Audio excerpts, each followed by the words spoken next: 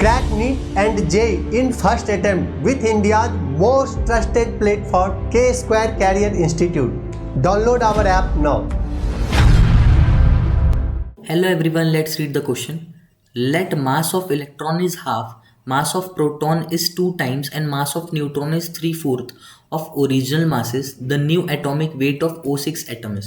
इस क्वेश्चन में आपको क्या बोल रहा है आपके पास में कि जो मास ऑफ इलेक्ट्रॉन है वो कितना है, हाफ है, और मास ऑफ प्रोटॉन आपके पास में क्या है, 2 टाइम्स है, मास ऑफ न्यूट्रॉन क्या है, वो 3/4 है ओरिजिनल मास के।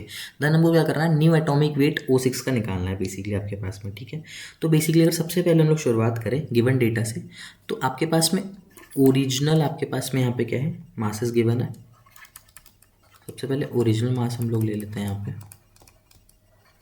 तो बेसिकली अगर बात करूँ इलेक्ट्रॉन की सबसे पहले, तो यहाँ पे कितनी यूनिट है, 1 यूनिट है। ठीक है, प्रोटॉन की अगर बात करूँ तो यहाँ पे आपके पास में कितनी यूनिट है, 1 यूनिट है। और बेसिकली आपके पास में न्यूट्रॉन की कितनी यूनिट है, 1 यूनिट है। देन हम लोग बात कर ले अगर न्यू मासेस की आपके पास में, किस चीज़ की, न्यू मासेस की, तो वो कितनी है आपके पास में। अगर वो देखिए हम लोग तो मेजरली यहाँ पे क्या हो जाएगा, इलेक्ट्रॉन आपके पास में कितना है, हाफ यूनिट है। ठीक है, प्रोटॉन आपके पास में कितना हो गया यहाँ पे, 2 यूनिट। ठीक है, और आपके पास में न्यूट्रॉन कितना हो चुका है, 3/4 unit.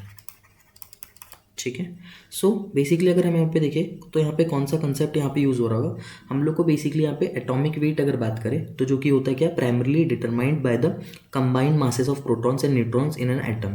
The mass of electron is negligible compare to protons and neutrons. ठीक है, तो आपके पास में यहाँ पे क्या है, बेसिकली आपके पास में यहाँ पे O16 का एटम है। ओके, जो कि क्या होगा, जो कि क्या कंटेन कर रहा है आपके पास में, जो कि आपके पास में यहाँ पे कंटेन्स 8 प्रोटॉन। ठीक है, एंड आपके पास में कितने, 8 न्यूट्रॉन। ओके, सो बेसिकली हम लोग देखें तो यहाँ पे हम लोग क्या कैलकुलेट कर सकते हैं, ओरिजिनल एटॉमिक वेट सबसे पहले निकाल लेते हैं।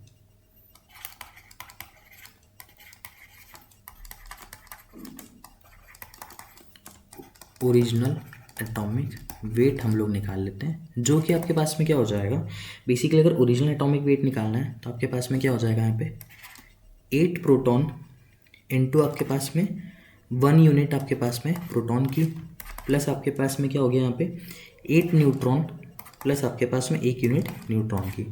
सो यहाँ पे बेसिकली कितना हो गया आपके पास में, 16 यूनिट्स आ गया।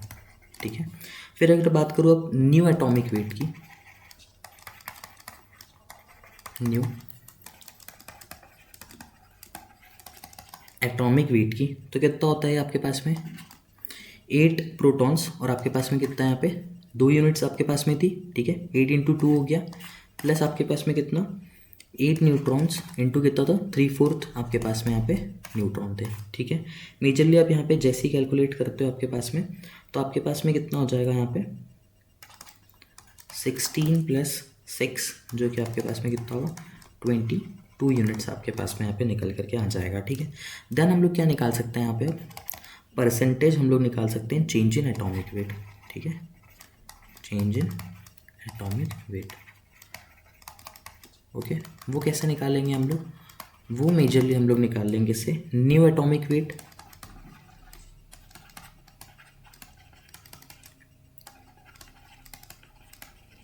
ठीक है, माइनस क्या हो जाएगा, ओरिजिनल एटॉमिक वेट।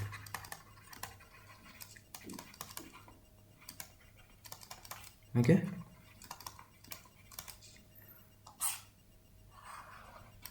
देन आपके पास में क्या हो जाएगा यहाँ पे, basically original atomic weight into 100। ठीक है,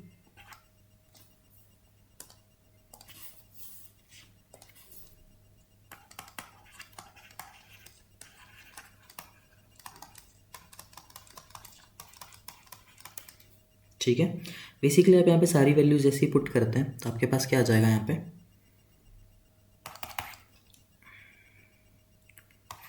22 - 16 अपॉन में क्या आ गया आपके पास में यहाँ पे 16 × 100।